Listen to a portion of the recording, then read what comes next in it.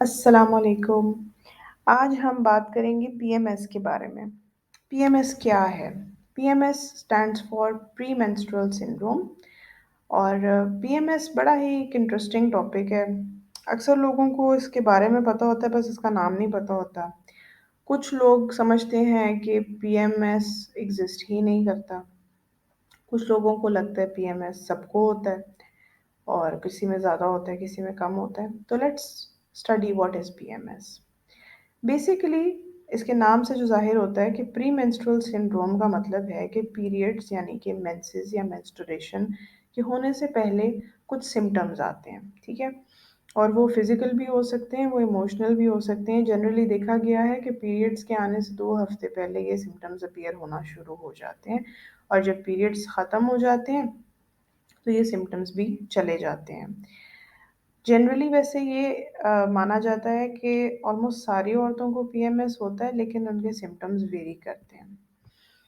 तो सिम्टम्स क्या हैं? सिम्टम्स हो सकते हैं कि आप मूडी हैं, मूड स्विंग है, बड़े इमोशनल फील कर रहे हैं, कभी फ़ौरन से रोना आ जाता है, फ़ौरन से मूड ठीक हो जाता है, एक अजीब कैफ़ियत होती है एक्सट्रीम मूड्स की।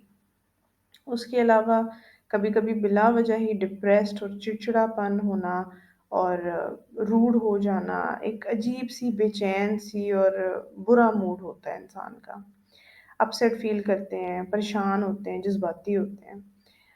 फिर उसके अलावा नींद आने में प्रॉब्लम हो सकती है, थकावट-थकावट फ़ील हो सकती है, सर में दर्द रह सकती है। कुछ लड़कियों को बहुत ज़्यादा क्रेविंग्स होना शुरू हो जाती हैं मीठे खाने की या जंक फूड की क्रेविंग्स जनरली होती है, एपेटाइट नॉर्मल से थोड़ी हट जाती है। कुछ लोग क्लमज़ी फ़ील करते हैं, जिस तरह होता है ना कि फ़ॉरगेटफुल बंदा भूल जाता है चीज़ें और मतलब ध्यान नहीं होता चीज़ों की तरफ, फ़ोकस नहीं होता, ऐसे भी होता है।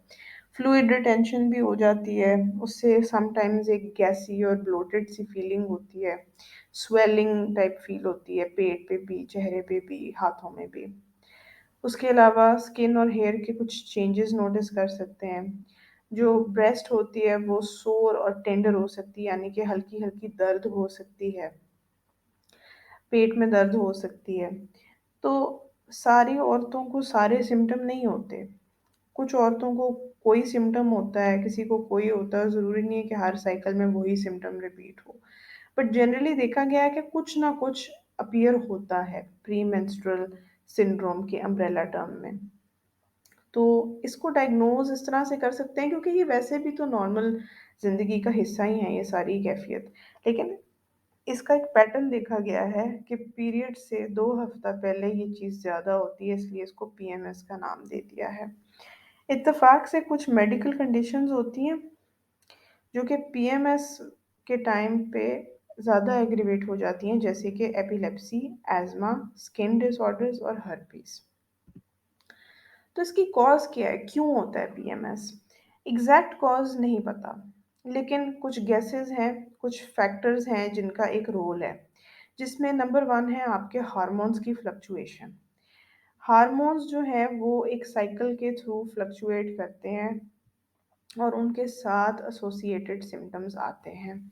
नंबर 2 आपके वेट और एक्सरसाइज़ का भी इससे ताल्लुक है। अगर आप मोटे हैं, आप ओवरवेट हैं या आप ओबीज़ हैं, आपका बीएमआई 30 से ज़्यादा है, आप ज़्यादा एक्टिव नहीं हैं, आपका एक सेडेंटरी लाइफ़स्टाइल है, आप ज़्यादातर बैठे रहते हैं या लेटे रहते हैं और आपका इतना हिल-जुल नहीं है, तो इन लोगों में भी देखा गया है कि पीएमएस ज़्यादा होता है।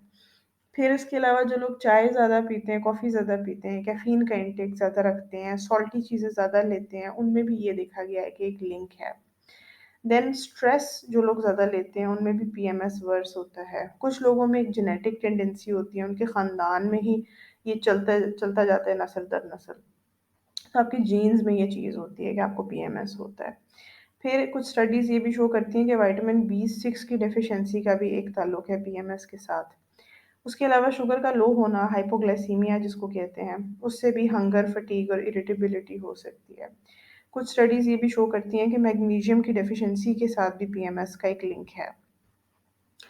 अब कैसे पता तशख़ीस कैसे करें कि किसी इंसान को पीएमएस है कि नहीं है? इसका कोई मेडिकल टेस्ट नहीं है, कोई लेबॉरेटरी का टेस्ट नहीं है कि आपको ब्लड का सैंपल दें और आपको पता चल जाए कि आपको पीएमएस है कि नहीं।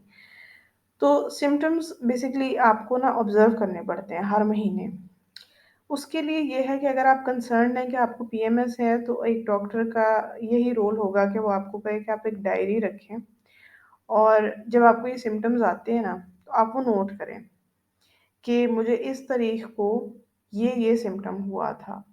और हर महीने इसको नोट करते रहें और इस चीज़ को फिगर आउट करें कि क्या एक लिंक तो नहीं है, ये साइक्लिकली तो नहीं होते कि हर महीने कुछ दिन ही होता है और फिर अगले महीने भी उसी टाइम पे होता है। तो ये एक मैचिंग करनी पड़ती है, इस पे थोड़ा टाइम लगता है। PMS can be confused with other things जैसे कि dysmenorrhoea, idiopathic oedema, anxiety, depression और डोमेस्टिक स्ट्रेसेस। उनके साथ भी पेशेंट्स अक्सर कंफ्यूज हो जाते हैं कि पीएमएस है कि ये इश्यूज हैं, तो इनके डिफरेंशियल डायग्नोसिस में ये चीज़ें भी हैं। तो ट्रीटमेंट ऑप्शंस इसकी क्या हैं? इसकी बहुत सारे ट्रीटमेंट्स हैं, लेकिन आप जो भी ट्रीटमेंट करें, आपको सबसे पहले यही एडवाइस है कि आप एक सिम्पटम डायरी रखा करें, जो आप कम से कम 2 से 3 महीने उसको फिल करें रेगुलर बेसिस के ऊपर, ठीक है? उससे ये भी पता चलेगा कि जो आप ट्रीटमेंट ले रहे हैं, उसका फ़ायदा हो भी रहा है कि नहीं हो रहा। तो मेरे नज़दीक सबसे बेस्ट, सबसे पावरफुल ट्रीटमेंट है आप अपना लाइफ़स्टाइल चेंज करें, जो ज़्यादातर लोगों के लिए सबसे मुश्किल चीज़ है बाय द वे। तो अपनी हैबिट्स को बदलना, अपनी लाइफ़स्टाइल को मॉडिफ़ाई करना एक बहुत बड़ा स्टेप है, लेकिन सबसे ज़्यादा सेफ़ और सबसे ज़्यादा इफ़ेक्टिव स्टेप है। सेकंड पे आ जाता है साइकोलॉजिकल सपोर्ट और थेरेपी। आप किसी साइकोलॉजिस्ट के साथ कंसल्टेशन करें और उससे भी आपको हेल्प मिल सकती है। फिर तीसरा होता है आप दवाइयों की तरफ आ जाएँ, ड्रग ट्रीटमेंट। 4 है अल्टरनेटिव मेडिसिन, कॉम्प्लिमेंट्री थेरेपी और 5th है सर्जरी, जो कि बहुत रेयर है। पीएमएस के लिए सर्जरी नहीं होती, लेकिन क्योंकि मैं एक मुकम्मल लेक्चर बनाना चाहती हूँ, तो मैं हर अनकॉमन बात भी यहाँ पे मेंशन करूँगी। तो सबसे पहले आते हैं लाइफ़स्टाइल चेंजेस के ऊपर। लाइफ़स्टाइल चेंजेस में क्या है जी, नंबर 1 अपनी लाइफ़ का एक हिस्सा बना लें एक्सरसाइज़ करना। ज़रूरी नहीं है कि ये बहुत मुश्किल एक्सरसाइज़ हो, बहुत कॉम्प्लिकेटेड हो या उसके लिए इक्विपमेंट चाहिए हो या जिम जॉइन करना चाहिए, नहीं। एक्सरसाइज़ वो हो जो आपको चैलेंज करे। आप माइल्ड वॉक कर सकते हैं, उसको आहिस्ता-आहिस्ता बढ़ा सकते हैं। ज़ाहिर है हर बंदा जिमिंग और वेट लिफ्टिंग नहीं कर सकता। ऐज के तकाज़े होते हैं, फाइनेंसेस के होते हैं। तो जस्ट नो कि एक्सरसाइज़ ज़रूरी है, ठीक है? उसके अलावा उससे भी ज़्यादा इम्पोर्टेंट चीज़ आपकी एक हेल्दी बैलेंस डाइट होनी चाहिए। घर का साफ-सुथरा खाना खाएँ और ऑर्गेनिक चीज़ें खाएँ, बाज़ारी चीज़ें, प्रोसेस्ड चीज़ें अवॉइड करें, जंक फूड अवॉइड करें और सबसे फ़ज़ूल चीज़ जो कि चीनी है, उसको छोड़ दें। कोशिश करें कि चीनी बिल्कुल ही छोड़ दें। सॉल्ट भी कम लें, कैफ़ीन भी कम लें, अगर अल्कोहल कंज़्यूम करते हैं तो उसको भी अपनी ज़िंदगी से निकाल दें। फ्रूट्स और वेजिटेबल्स की इंटेक ज़्यादा रखें, होल फूड्स खाएँ, मीट खाएँ जो कि लीन है जैसे कि फ़िश और चिकन। और अगर आपको स्ट्रेस है बहुत ज़्यादा, तो उसको मैनेज करने की कोशिश करें। अपने पार्टनर से बात करें, अपने स्पाउस से या अपने दोस्तों से या किसी ऐसे पर्सन से जिसको आप ट्रस्ट करते हैं, उनके साथ अपनी स्ट्रेस मैनेजमेंट और लाइफ़स्टाइल मॉडिफ़िकेशंस को डिस्कस करें। फिर आ जाता है साइकोलॉजिकल सपोर्ट और थेरेपी। तो समटाइम्स कुछ औरतों में ये देखा गया है कि अगर आपस में वो इस अपने पीएमएस के सिम्पटम्स को डिस्कस करें तो वो बहुत बेहतर फ़ील करती हैं। फिर एक चीज़ होती है कॉग्निटिव बिहेवियरल थेरेपी, सीबीटी इसको कहते हैं। उसमें भी आप बात करते हैं one on one who is trained in this area और आप मल्टीपल अपॉइंटमेंट्स लेते हैं and you talk about how you feel.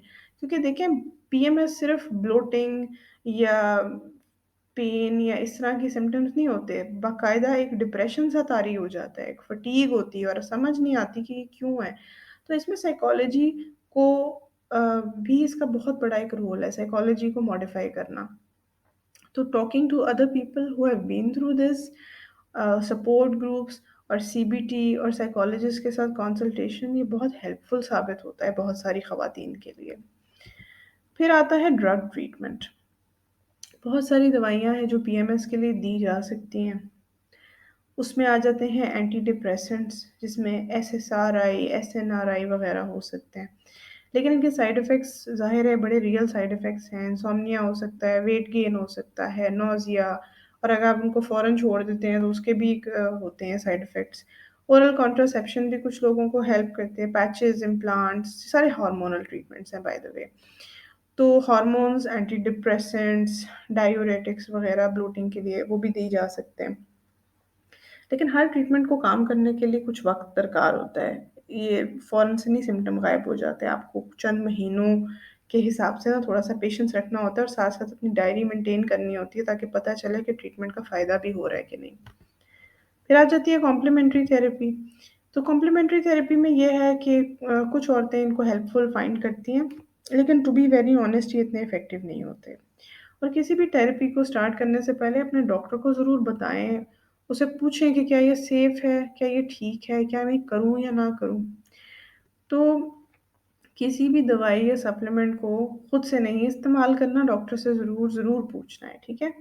कुछ जो कि स्टडीज़ जिन कॉम्प्लीमेंट्री थेरेपीज़ को सपोर्ट करती है, उसमें कैल्शियम और विटामिन डी के सप्लीमेंट्स लेना है, magnesium supplement, primrose oil to reduce breast tenderness, vitamin बी6 और होम्योपैथी का एक रोल देखा गया है। फिर आ जाती है सर्जरी। ये एक्सट्रीम केसेस की बात है, समझो ये है ही नहीं ऑप्शन, लेकिन just for the sake of educational purpose में मेंशन कर रही हूँ। तो ये बहुत सिवियर जिनके पीएमएस के सिम्पटम्स होते हैं, ये इसको भी एक ऑप्शन कंसिडर कर सकते हैं। और इसमें बेसिकली होता ऑपरेशन ये है कि you remove the ovaries with और विदाउट अ हिस्टेरेक्टमी। तो अंडादानी और बच्चेदानी रिमूव हो सकते हैं, समटाइम्स सिर्फ ओवरीज रिमूव हो जाती हैं। उससे मेनोपॉज हो जाता है और उससे ये होता है कि फिर पीरियड्स नहीं होते, पीएमएस नहीं होता, हार्मोन्स उस तरह फ्लक्चुएट नहीं करते।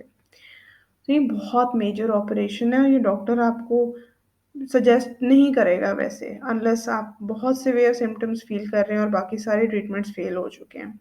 अगर आप यंग पेशेंट हैं, आप 50 से कम हैं, तो you are likely to get menopause symptoms like hot flashes और ड्रायर स्किन, और आपके हायर रिस्क होगा ऑस्टियोपोरोसिस का, आपकी हड्डियाँ कमज़ोर होने का।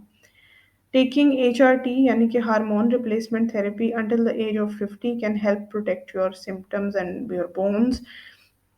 और अगर आप इसको कंसिडर कर रहे हैं, तो इसमें आप ऑपरेशन से पहले एक ट्रायल के तौर पे जीएनआरएच एनालॉग्स और एचआरटी ट्राई कर सकते हैं फॉर 3 टू 6 मंथ्स टू सी कि अगर ये ऑपरेशन हो जाता है तो आप उस कैफ़ियत को टॉलरेट कर सकते हैं कि नहीं, और आपको पता लगे कि आप बाद में कैसा फ़ील करेंगे ताकि आपकी एक इन्फॉर्म्ड डिसीजन हो, ठीक है? फिर पीएमएस के बारे में कुछ मिथ्स भी हैं, जैसे कि PMS is just an excuse for मूडीनेस। तो ये बिल्कुल भी ऐसी बात नहीं है। ये बुरे बिहेवियर और मूडी बिहेवियर को जस्टिफ़ाई करने के लिए एक चीज़ नहीं इजाद हुई हुई। पीएमएस वाक़ई एक मेडिकल कंडीशन है, जिसमें एक बहुत सारे रेंज ऑफ फ़िज़िकल और इमोशनल सिम्पटम्स आते हैं और वाक़ई वो पेशेंट की डे टू डे लाइफ़ को मुतासिर कर सकते हैं। फिर all menstruating individuals experience PMS, no, not all the time, ठीक है? उसकी इंटेंसिटी और सिम्पटम्स बहुत वेरिएबल हैं। कुछ लोगों को हल्के-फुल्के सिम्पटम्स और इतने माइल्ड होते हैं उनको नहीं पता होता। लेकिन ये कि हर किसी में एक तरह के सिम्पटम्स नहीं होते, ठीक है? फिर मिथ है कि पीएमएस ट्रीट नहीं हो सकता है, ऐसी भी कोई बात नहीं है। ट्रीटमेंट्स बहुत ज़्यादा मौजूद हैं, आपके सिम्पटम्स और सिविरिटी के हिसाब से कस्टमाइज़्ड ट्रीटमेंट प्लान होता है। और इसको एक नॉर्मल लाइफ का हिस्सा समझें, क्योंकि आपका एक साइकिल है, आपके हार्मोन्स फ्लक्चुएट करते हैं। द बेस्ट जो है ना आपका जो रिबटल है वो लाइफ़स्टाइल चेंजेज़ है। आप लाइफ़स्टाइल चेंज करें, सेल्फ केयर करें और आपको ज़रूरत ही नहीं पड़ेगी दवाइयों की और किसी और चीज़ की। लेकिन ये मुश्किल है, आई अंडरस्टैंड, लेकिन लाइफ़स्टाइल मॉडिफ़ाई अगर आप करें, तो बहुत सारे पेशेंट्स रिपोर्ट करते हैं कि उनके पीएमएस के सिम्पटम्स बहुत बेहतर हो गए हैं। तो आई होप आपने आज कुछ सीखा। आपको अगर ये वीडियो अच्छी लगी है तो इस वीडियो को लाइक करें, शेयर करें, कमेंट करें, कोई बात पूछनी है तो आप ज़रूर पूछें और फ़ेसबुक और इंस्टाग्राम पे मेरे पेज को फ़ॉलो करें। उसमें रेगुलरली मैं मेडिकल पोस्ट अपलोड करती हूँ जो कि बहुत इन्फॉर्मेटिव होती हैं। तो अगर आप इंटरेस्टेड हैं तो उन पेजेस को ज़रूर लाइक और फ़ॉलो करें एंड इंशाल्लाह मैं दोबारा एक और वीडियो के साथ हाज़िर होंगी। अल्लाह हाफ़िज़।